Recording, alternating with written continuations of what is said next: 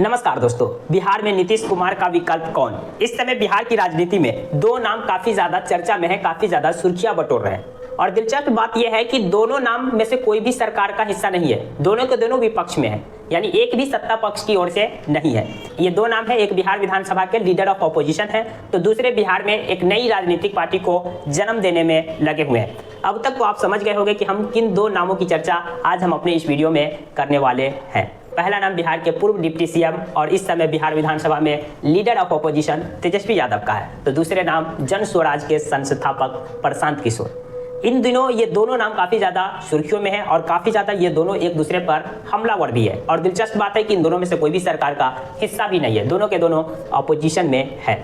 चलिए हम इन दोनों नामों के बारे में हम विस्तार से चर्चा करेंगे कि आने वाले समय में नीतीश कुमार का विकल्प इन दोनों में से कौन हो सकते हैं। आप लोगों से रिक्वेस्ट है कि आप इस वीडियो को कंप्लीट देखें। अगर मेरे चैनल पर फर्स्ट टाइम है तो प्लीज चैनल को सब्सक्राइब कर दीजिए, वीडियो को लाइक कर दीजिए। पिछले दिनों प्रशांत किशोर ने एक इंटरव्यू के दौरान आरजेडी के जो प्रमुख है Tejashwi Yadav leader of opposition पर हमला बोलते हुए उन्होंने कहा कि तेजस्वी यादव की पहचान उन्होंने तुलना की कि अभिषेक बच्चन से। जैसे कि अमिताभ बच्चन के जो बेटा है अभिषेक बच्चन, तो अभिषेक बच्चन की पहचान क्या है, तो वो अमिताभ बच्चन के बेटे हैं। और वो अपनी तुलना उन्होंने शाहरुख खान से की कि शाहरुख खान वो एक्टर है जिन्होंने अपने बल पर, यानी उनके फैमिली या परिवार का कोई भी बैकग्राउंड फिल्मी दुनिया में नहीं थी, तो अपने बल पर शुरुआत में उन्हें जो काम मिला, जिस तरह की एक्टिंग मिली, जिस तरह के काम मिले वो किए और अपने बल पर आज बॉलीवुड इंडस्ट्री के बादशाह है। इसी फिल्म इंडस्ट्री से तेजस्वी यादव और अपनी तुलना प्रशांत किशोर ने एक मीडिया संवाद के दौरान की। उन्होंने कहा कि तेजस्वी यादव की पहचान ये है कि उनके माता और पिता दोनों बिहार के मुख्यमंत्री रह चुके हैं। वहीं हमारी पहचान यह है कि हमने जो भी आज कुछ राजनीति में हासिल किया है अपनी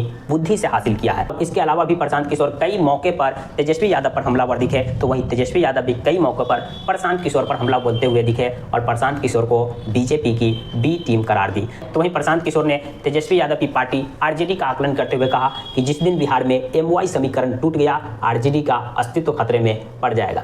जैसा कि आप जानते होंगे कि बिहार में की राजनीति में जो जातीय समीकरण है वो बहुत बड़ा फैक्टर है। और जातीय समीकरण में जो आरजेडी है उनका जो एक परंपरागत वोट बैंक है वो है एमवाई समीकरण, और इसी एमवाई समीकरण को प्रशांत किशोर तोड़ने में लगे हुए हैं। तो एमवाई समीकरण कहने का मतलब कि यादव और मुस्लिम। प्रशांत किशोर अपने बयान में लगातार इस बात पर जोर दे रहे हैं कि मुसलमान पिछले 30-32 साल से आरजेडी को लगातार वोट देते आ रहे हैं। इसके रिटर्न में आरजेडी ने मुसलमानों को क्या दिया वो आरजेडी बताए। आप तो लगातार 30-32 साल से आरजेडी को वोट देते आ रहे हैं, आंख मूंद के वोट दे रहे हैं, एक परंपरागत उसका वोट बैंक बन चुके हैं, तो रिटर्न में आरजेडी ने आपको क्या दिया है? उन्होंने अपने एक संवाद के दौरान कहा था कि अब समय आ गया है कि आरजेडी मुसलमानों के साथ न्याय करे। उन्होंने उस मंच से चैलेंज किया कि अगर आरजेडी में हिम्मत है तो आने वाले विधानसभा चुनाव में मुसलमानों को उनके जनसंख्या के हिसाब से टिकट दे। यानी कि प्रशांत किशोर ने तेजस्वी यादव की राजनीति पर ही हमला बोलते हुए कहा कि तेजस्वी यादव जातिगत जनगणना के मुखर सपोर्टर है। लगातार वो अपने बयान में इस बात का क्रेडिट भी लेते हैं कि बिहार में अगर जातिगत जनगणना हो पाया तो वो महागठबंधन की सरकार थी, यानी कि हम नीतीश कुमार के साथ थे तभी हो पाया, नहीं तो बिहार में जातिगत जनगणना कभी नहीं हो पाता। और इसी जातिगत जनगणना के कारण बिहार में सभी जाति का पता लग पाया कि किस जाति के कितने लोग रह रहे हैं, और इसमें यह भी पता लगा कि बिहार में लगभग 17% से ज्यादा मुस्लिम आबादी है। प्रशांत किशोर ने इसी ओर इशारा करते हुए कहा कि अब समय आ गया है कि आरजेडी मुसलमानों के साथ न्याय करे और उनकी जो आबादी है मतलब 17%, तो आने वाले विधानसभा चुनाव में आरजेडी कम से कम 17% मुस्लिम उम्मीदवारों को टिकट दे। और इसी मंच से उन्होंने यह भी घोषणा की कि आने वाले विधानसभा चुनाव में हम 40 मुस्लिम उम्मीदवार को टिकट देंगे। अगर 17% उम्मीदवार को आरजेडी टिकट देती है तो ये लगभग 43 सीटें होती है, और जन स्वराज ने पहले ही 40 सीटों की घोषणा कर चुकी है जो लगभग 17% यानी उनके हिस्सेदारी के बराबर है।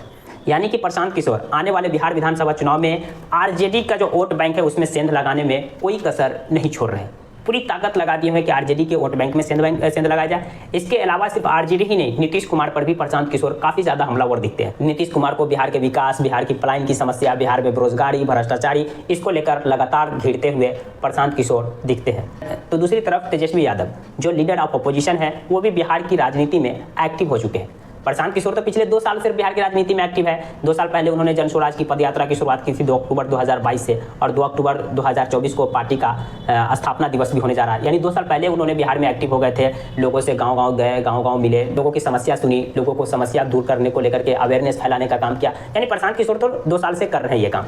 लेकिन तेजस्वी यादव भी आप बिहार के आने वाले विधानसभा चुनाव को देखते हुए बिहार के लगभग हर एक विधानसभा क्षेत्र में आप कार्यकर्ता से संवाद कर रहे हैं और बिहार के हर एक विधानसभा सीट पर अपनी तैयारी में जुट गए हैं। यानी तेजस्वी यादव आने वाले बिहार विधानसभा चुनाव में कोई भी मौका गंवाना नहीं चाह रहे हैं।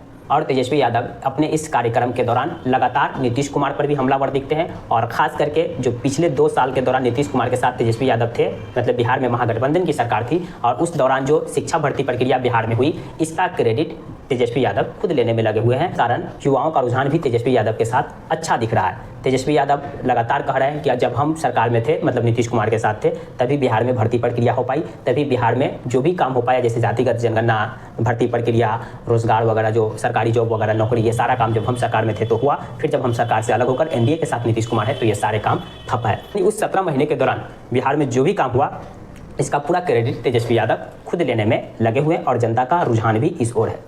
अब प्रशांत किशोर कितना बिहार विधानसभा चुनाव में प्रभावी रहेंगे, तेजस्वी यादव का जादू कितना चलेगा, ये तो खैर बिहार विधानसभा चुनाव के समय ही मालूम पड़ेगा या उसके रिजल्ट आने के समय मालूम पड़ेगा।